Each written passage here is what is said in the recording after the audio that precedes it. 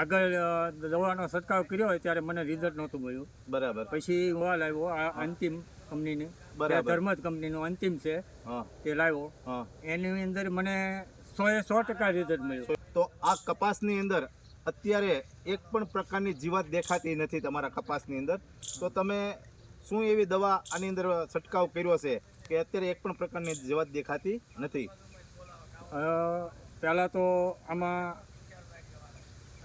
આગળ દવાનો છંટકાવ કર્યો હોય ત્યારે મને રિઝલ્ટ નહોતું મળ્યું. બરાબર. પછી હું ધચ્છા એગ્રો 3G એગ્રોમાંથી શ્રી એગ્રો ત્યાંથી જગદીશભાઈ ને ત્યાંથી દવા લાવ્યો આ અંતિમ કંપનીની, ધર્મજ કંપનીનું અંતિમ છે તે લાવ્યો. એની અંદર મને 100% રિઝલ્ટ મળ્યું. 100% રિઝલ્ટ. અને આમાં કોઈ પણ જાતની સફેદ માખી હોત અને ઉપાડી લીધી છે, સ્વિચ્યા નહીં, સીપ નહીં, એકદમ ક્લીન કપા કરી દીધો. તો મારું તો એવું કહેવાનું છે ખેડૂત ભાઈઓ બધો આ દવાનો ઉપયોગ વધુમાં વધુ કરે એ મારી અપીલ છે.